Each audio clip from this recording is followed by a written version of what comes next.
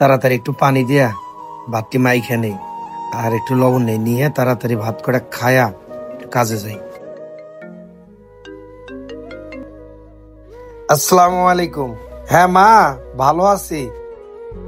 এই তো মা, খাইতে বসছি। গরুর মাংস নিছি মা।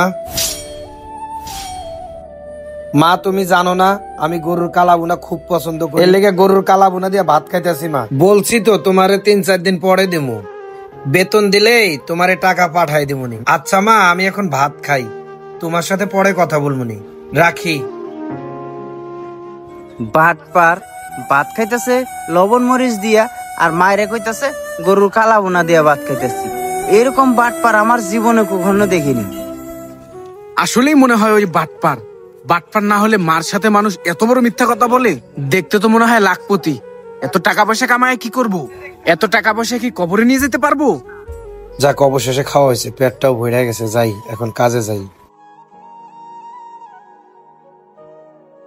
ভাই আমার বিল কত? তোমার আর বিল কয় টাকা হইব? তুমি তো আর মাছ গোস্ত দিয়ে ভাত খাও নাই যে তোমার বিল আইবো।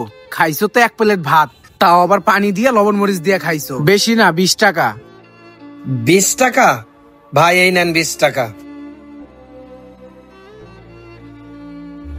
ভাই কত হয়েছে? তোমার আর কয় টাকা হয়েছে? 120 টাকা হয়েছে। কি ব্যাপার, এত রাগ্যা রয়েছেন কি রে?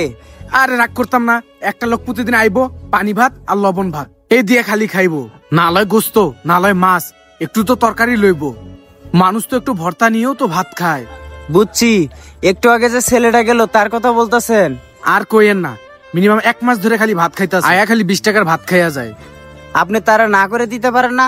দেখলে তো তারা টাকাওয়ালা মনে হয়। হ্যাঁ ঠিকই, কালকে যদি কোনো তরকারি না নেয় মুখের উপরে হেরে না করে দিন। না করে দিন, এরকম কাস্টমার থাকাতে না থাকাই ভালো। এত বড় নোট আমার এখানে তো ভাঙতি নাই, তুমি কালকে দিয়ে যাও। আচ্ছা ঠিক আছে। আচ্ছা যাও। মা আমি কাজে খুব ব্যস্ত ছিলাম, এই জন্য তোমার ফোনটা ধরতে পারি নাই। ওই ভাই এই জায়গায় 1 প্লেট ভাত দেন। এ ভাই আপনি ওঠেন, জানগা এখানে ভাত নাই। কি কোন ভাই, ভাত নাই? আমি তো দেখে আসলাম বল ভরা ভাত আছে। বল ভরা থাক আর যেটা মনচা থাক, এটা তোমার লেগে না। যারা গরুর মাংস মাছ গোস্ত দিয়ে ভাত খাইবো তাদের জন্য, তোমার জন্য না। ভাই আমার তো গোস মাছ দিয়ে ভাত খাওয়ার সামর্থ্য নাই, এই জন্য আয়া আমি পানি ভাত খাই। সামর্থ্য নাই?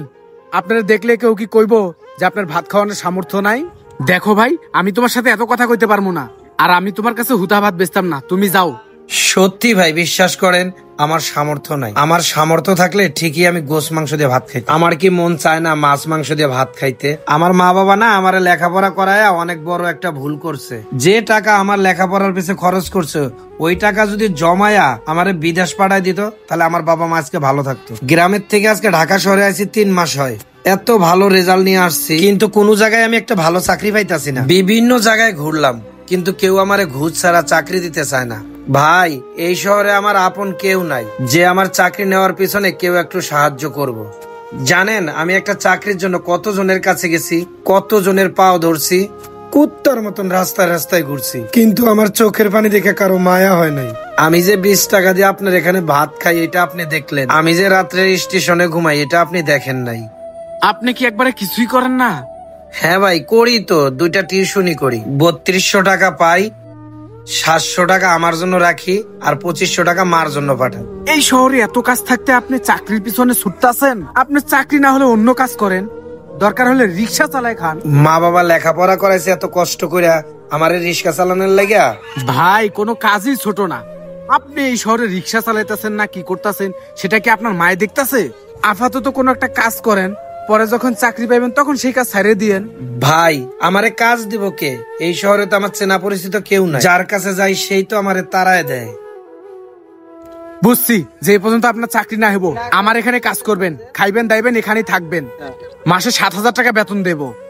হ্যালো গাইস, আমাদের ভিডিওটা দেখে আপনাদের কাছে কেমন লাগলো? যদি ভালো লেগে থাকে লাইক কমেন্ট এন্ড শেয়ার করে পাশে থাকবেন। ধন্যবাদ।